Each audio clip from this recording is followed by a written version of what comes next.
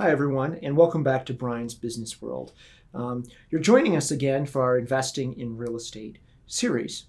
And today's show is going to be about really a very fundamental and basic question of investing in real estate. What kind of property should I buy? So if you've seen some of our other shows, you know what real estate investing is about. You're willing to do the work. You're moving forward. But when you go on the internet and you see a dizzying array of different kinds of properties, duplexes, multiplexes, apartment complexes, single bedroom or two bedroom condos or townhouses, urban locations, suburban locations, it just gets overwhelming. And so many people really get hung up and they give up. It's because they can't determine what they should buy, especially as perhaps their first investment in real estate. So let's sort of look at this issue closely, and let's shed some light on it and give you some guidance, and we'll cut through the confusion and so you can get started investing in real estate. So quite plainly, the best, from my long experience, type of property to buy is a 3-bed, 2-bath house with a yard. Could be in the city, not as likely in the city because lot sizes are smaller and pricing can be tight. Probably is in the suburbs. But again, the best type of property to buy, especially for an early stage real estate investor, is a 3-bed, 2-bath, single family home with a yard. And you may say, well, why would that be the case, Bryan? Well, let's take a look through the various different kinds of properties that are available to you as a real estate investment. Let's start with duplex or triplex or multiplex units. They could have 2, 3, 5, 15, 20 units, or even, let's say, smaller apartment complexes, which again could have a dozen or more units as part of them. So why are these not a great idea for a more novice real estate investment? Number of reasons.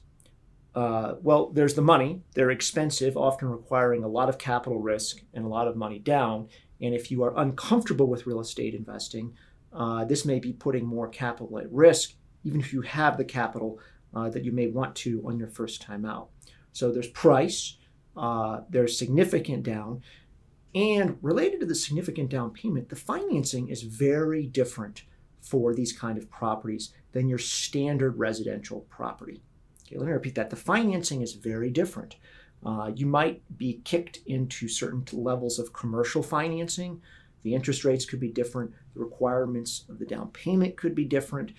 So you could be almost within a commercial or quasi-commercial deal looking at the bank financing on these properties. Again, that makes things a lot more complicated. The down payment could be significant.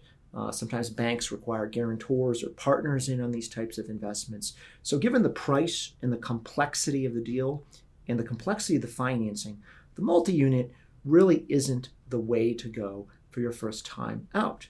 Now, let's look at the other end of the market, the 1 or 2 bedroom condo or townhome. Well, you might say, well, it's much simpler there, Bryan. I mean, you don't have any of that. They're lower price. Why not go there? So what's the problem? The problem is there is a limited amount of appeal to 1 or 2 bedroom condos or townhomes in the general market. Namely, families don't like them. Let me repeat that. Families don't like them. For most families, at least who have the means or could afford it, do not want to live in a 1 or 2 bedroom townhome or condo. So you are taking a huge swath of the market out, families, by purchasing that type of property. It's true that a 1 or 2 bedroom townhome may have appeal to certain, individual professionals or younger people starting out. That's very true. But they generally have almost no appeal to families. In addition, many older individuals, more senior individuals, even retirees, don't want those condos. They actually might want a bigger space, and they might want some outdoor space as well. And many condos and many townhomes do not have really a yard, or it's an extremely what I call postage stamp yard to speak of. So again, easy to buy, or I said easier to buy, lower cost, more traditional financing available for 1 or 2 bedrooms, but you've just knocked yourself out of consideration for one of the biggest, if not the biggest group of renters around. One last thing with the 1 or 2 bedroom condos. HOAs can be very tricky. Homeowners associations, for those of you who don't know what that acronym means. They can be very tricky. They can have finances in disarray. And please do your homework very carefully if that's going to be your first sort of property out of the gate. So we've got sort of those two ends. The multi-unit, more complicated. We've got then the 1 or 2 bedroom condos. So what is the magic about the 3 bedroom, 2 bath that appeals to everyone? It has enough space. Well, let's go through. Number 1, it has enough space for the average family, and usually room for pets in the back, and room for children and children to grow.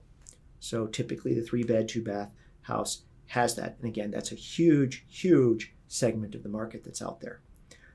Also, in my long experience as a landlord, 3 bedroom, 2 bath houses are very popular with up and coming single professionals. Typically, 3 of them get together and split the rent, and they get a nice home. And candidly, they get more, I should say, get a better quality living space than if the 3 of them had gone to individual apartments or 1 bedroom, 1 bath condos.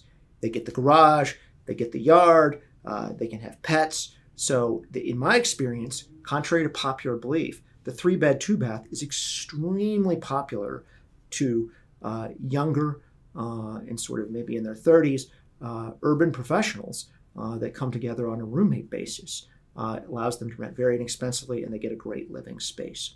Finally, more, shall we say, senior or older individuals also love the 3 bedroom, 2 bath house. Why? They can downsize. It's not too big a 3 bedroom, 2 bath house. They can still have the yard and the garage, which they've learned to like from where they lived before, but it's not too much. And a landlord is responsible for taking care of the major aspects of the property. So you really get a cross appeal to everybody with a 3 bed, 2 bath home. And it does rent well. And just take my word for it, after renting to many, many tenants in many markets over 20 years, it's a can't miss move. Thus, if you are a novice real estate investor, or this is your first time out, I strongly encourage a 3 bed, 2 bath house as your first go of it. Hope you've enjoyed today's episode. Please leave comments for us, follow us, and look forward to your feedback. Thank you.